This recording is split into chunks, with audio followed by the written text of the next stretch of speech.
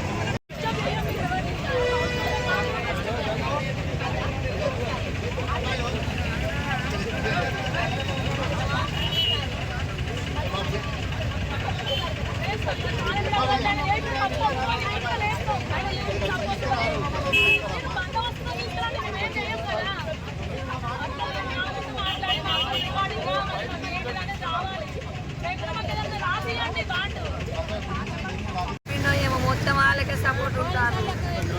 నేను అందుకొని నేనే అంత లేదమ్మా, నేను పేషెంట్, నన్ను ఎవరు చేస్తారు? నేను ఒక పేషెంట్ను, నేను అన్నం కూడా అంట నా కొడుకు అన్నీ పెట్టిండు.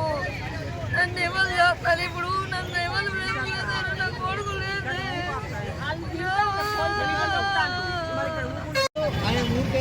నా కొడుకు జ్వరం వచ్చిందని పిలుస్తారని డాక్టర్ వచ్చి చంపిండు అయ్యా, సూదేసిండో ఏం చేసిండో రియాక్షన్ ఇచ్చింది. హాస్పిటల్కి పోతే మీద డెడ్ అయిందని చెప్పిండు నాకు. అంతేగాని వీళ్ళు ఇన్ని రోజులు మా ఎమ్మడి కూడా రాలే డాక్టరు. ఏమైందో ఈ సూదేసిన మళ్ళీ విరుగుడు ఇవి అని కూడా చెప్పడానికి రాలే మాకు. మేము ఫోన్ చేసిన కొద్ది పారార్లోనే ఉన్నాడు అప్పటికి. ఇవాళకి 7 రోజులే నా కొడుకు ఇలా చనిపోయిండు.